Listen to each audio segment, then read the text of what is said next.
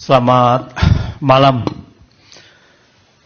Jadi saya rasa kita semua sepakat ya bahwa permasalahan dari pemilu saat ini, indikasi-indikasi kecurangan ini tidak bisa dibawa ke Mahkamah Konstitusi dengan reputasi seperti itu. Yang jelas-jelas bahwa dia ini adalah sudah melanggar konstitusi. Nah, jadi kalau kita lihat bahwa kecurangan ini sudah masuk TSM, terstruktur, sistematis, dan masif, itu dibawa sebagai hak angket DPR adalah suatu terobosan yang tidak bisa membiarkan kecurangan ini terjadi. Jadi kalau kita lihat TSM, ini kalau terbukti, maka pasal 286 ayat 234 Undang-Undang Pemilu itu mengatakan bahwa pasangan calon bisa didiskualifikasi kalau terbukti melanggar secara TSM, terstruktur, sistematis, dan masif. Nah sekarang, apa yang dinamakan dengan TSM, terstruktur? Tentu aja kalau pelanggaran ini ada terstruktur, ada kasuistis.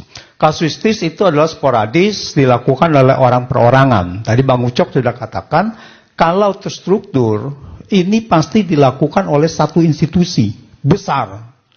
Yaitu, saya mengatakan bahwa ini, yang bisa melakukan itu adalah penyelenggara pemilu. Di luar dari penyelenggara pemilu, tidak bisa melakukan terstruktur, kecurangan yang terstruktur dan sistematis. Siapa penyelenggara pemilu? Penyelenggara pemilu adalah paling atas adalah bertanggung jawab kepada presiden berserta jajarannya. Pelaksananya adalah KPU. KPU sebagai komisi independen. Tetapi penyelenggaranya adalah yang bertanggung jawab adalah presiden.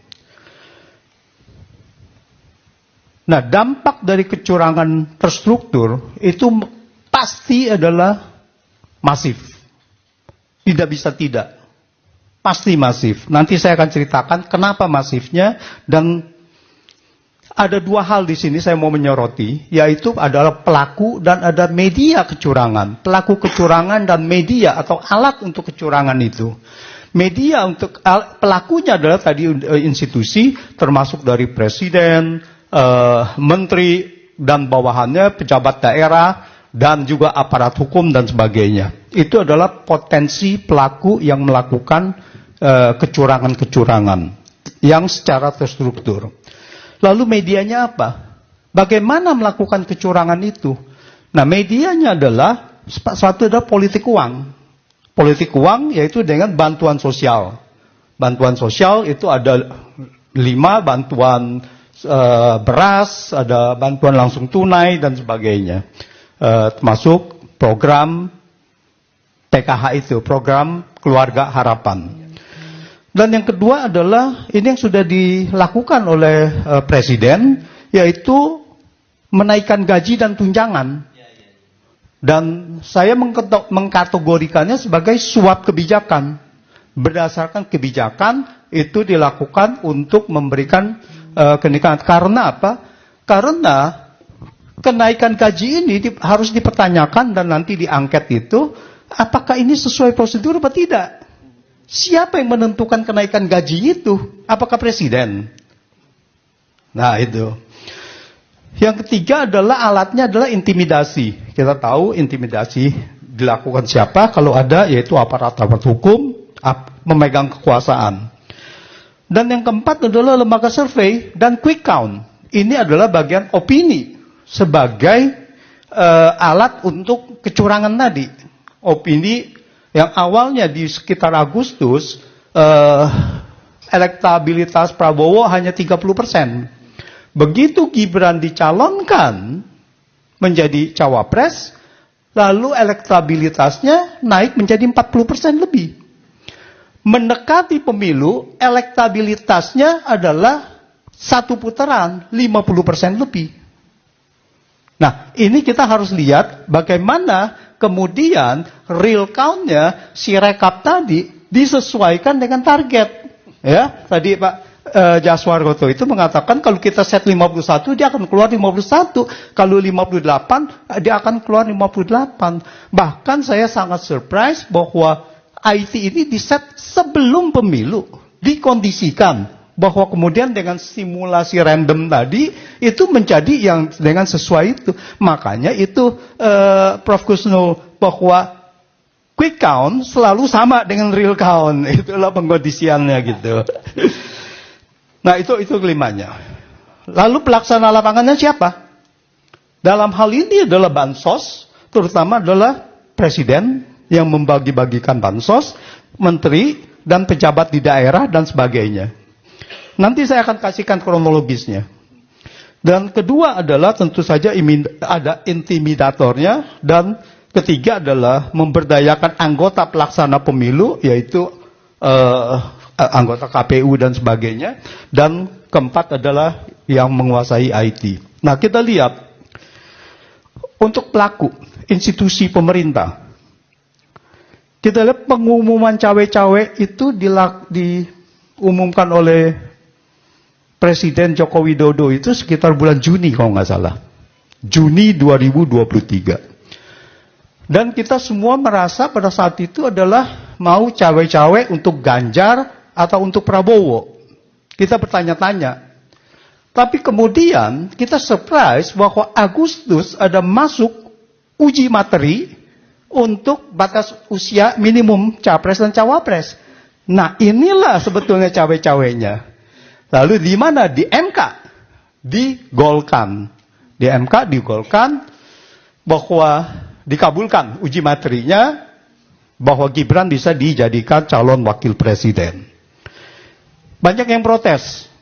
Kemudian ada majelis kehormatan Mahkamah Konstitusi bersidang antara Oktober sampai dengan awal November. Apa yang dilakukan? Ini adalah konspirasi. Konspirasi bahwa dikatakan ada melanggar etika, tetapi tidak dibatalkan berdasarkan yang tadi pasal 17 mengenai kekuasaan kehakiman. Dan di situ ayat 5-nya kalau nggak salah yang mengatakan bahwa itu bisa dibatalkan putusannya. Tidak sah. Nah, ini tidak dilakukan oleh Majelis Kehormatan Mahkamah Konstitusi. Dia cuma bilang bahwa Anwar Usman, ketua MK, itu bahkan hanya diberhentikan dari jabatan ketua, tidak dipecat sebagai ketua sebagai hakim Mahkamah Konstitusi. Nah, ini adalah menurut saya ini adalah satu konspirasi yang pertama untuk menggolkan Gibran. Kemudian KPU menerima pencalonan Gibran pada tanggal 25 Oktober dengan melanggar peraturan KPU, melanggar PKPU yang kemudian oleh Dewan Kehormatan Penyelenggara Pemilu DKPP dinyatakan melanggar etik, padahal melanggar undang-undang. Karena PKPU adalah pelaksanaan dari undang-undang. Nah, terus di situ bahwa akhir Oktober KPU menyatakan Gibran, 19 November Gibran hadiri Desa Bersatu, yaitu pertemuan kepala desa. Dan kepala desa mendukung paslon 2 dan Gibran ada di situ. Dan sudah dinyatakan bahwa itu ada terindikasi melanggar. Dan Bawaslu tidak, makanya itu apa gunanya ada Bawaslu. Kemudian akhir Desember Joko Widodo panggil kepala desa ke istana. Dikumpulkan kepala desa ke istana. 24 Januari 2024 Joko Widodo mengatakan presiden boleh kampanye dan memihak dikatakan di pangkalan TNI Angkatan Udara Halim, dan katanya ASN boleh juga berpihak. Nah, sekarang kita masuk kepada politik uangnya, kepada bansos.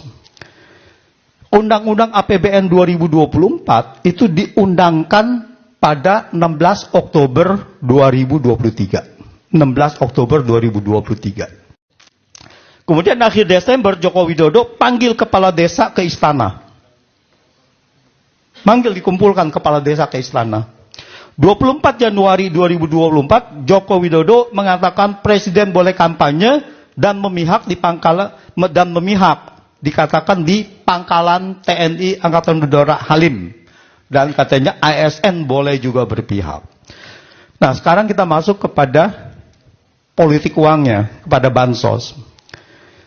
Undang-Undang APBN 2024 itu diundangkan pada 16 Oktober 2023.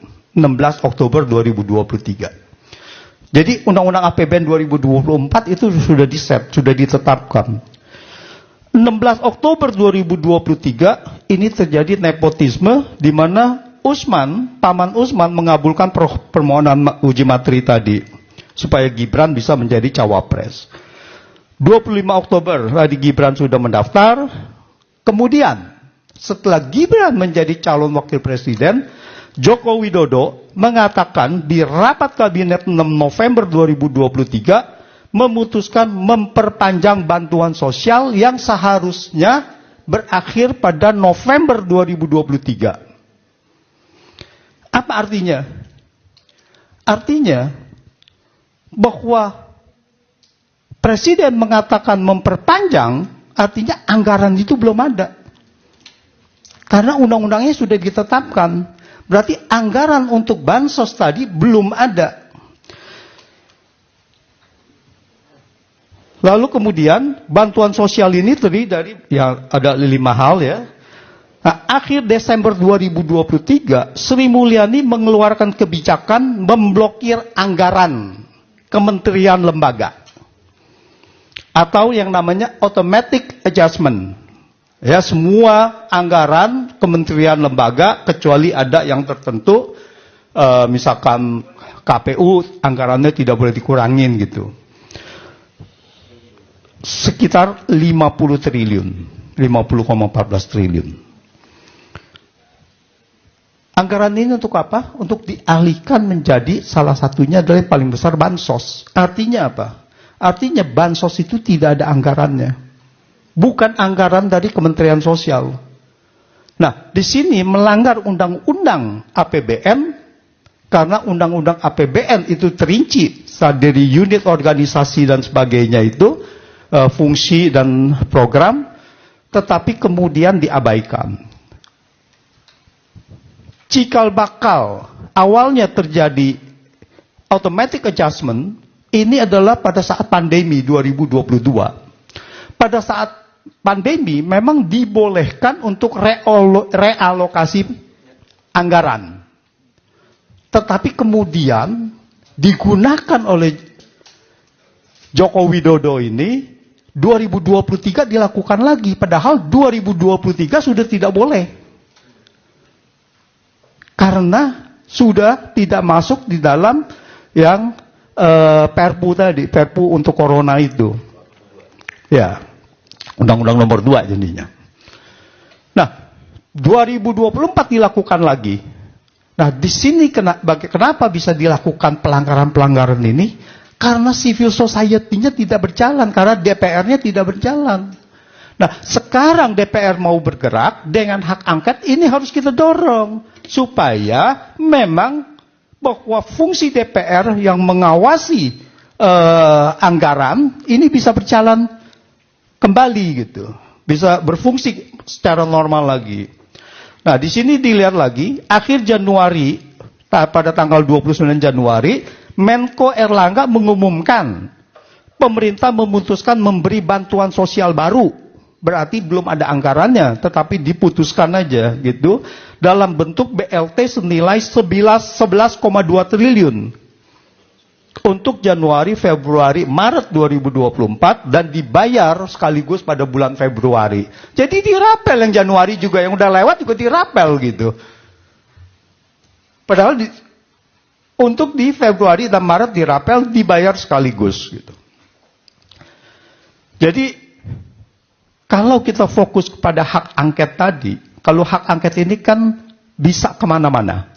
Salah satunya adalah bisa juga ke bansos, yang tadi dananya dari mana diambil, lalu ada apa tidak, dananya terinci sampai mana, dan itu semuanya bisa di-trace. Sehingga siapa yang bertanggung jawab, dan secara terbuka ini sudah bisa menjadi bukti bahwa ada pengalihan anggaran untuk bansos yang tadinya tidak ada anggaran dijadikan supaya ada anggaran.